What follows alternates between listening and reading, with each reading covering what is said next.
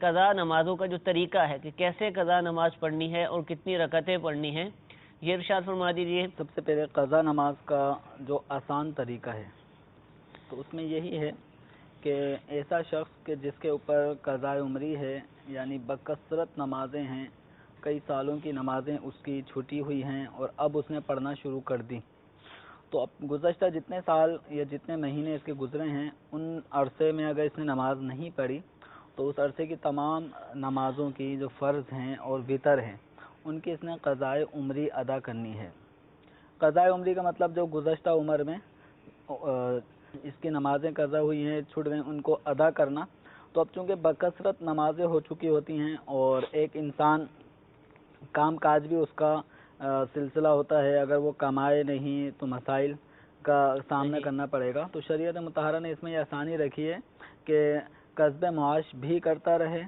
اس کی بھی گنجائش ہے، اور قضاء عمری بھی جلد از جلد ادا کرے۔ تو اب قضاء عمری کا آسان طریقہ جس کے اندر کچھ آسانیاں ہیں، تو امام اہل سنت اعلی حضرت رحمۃ اللہ تعالی علیہ نے اور امیر اہل سنت دامت برکاتہم العالیہ نے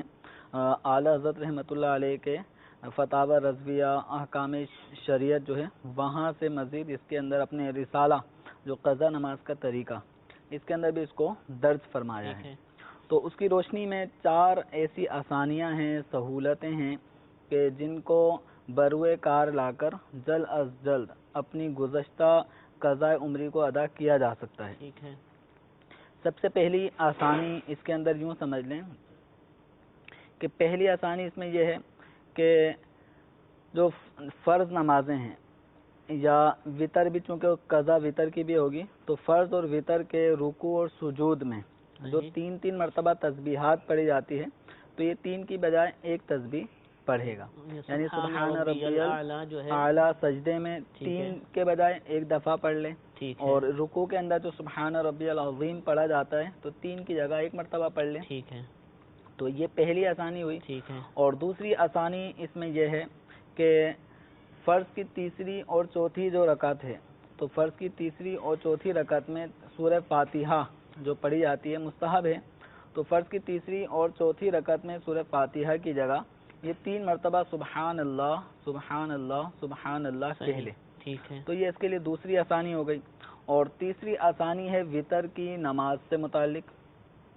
کہ وتر کی جو تیسری رکعت ہے اس میں سورہ فاتحہ پڑھنا یہ واجب رہے گا، اس کے بعد سورت کا ملانا یہ واجب رہے گا۔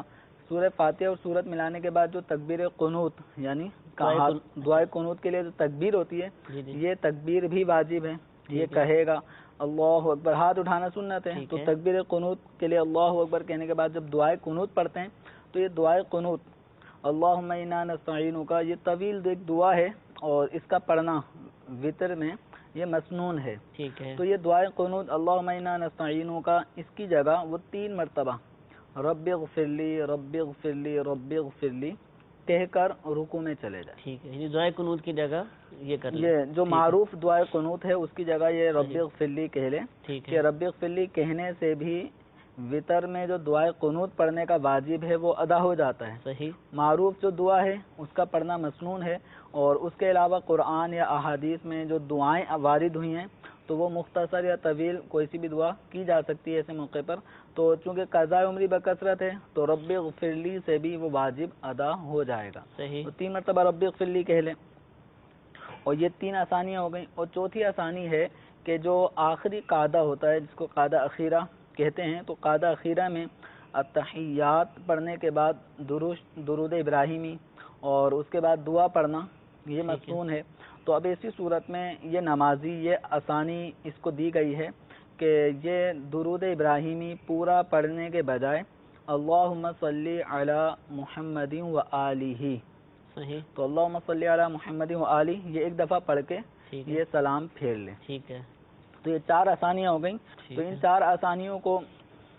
تخفیفات کو اگر استعمال کر کے یہ قضاء عمری ادا کرے گا تو بآسانی بہت کم وقت میں زیادہ قضاء عمری ادا کر سکتا ہے۔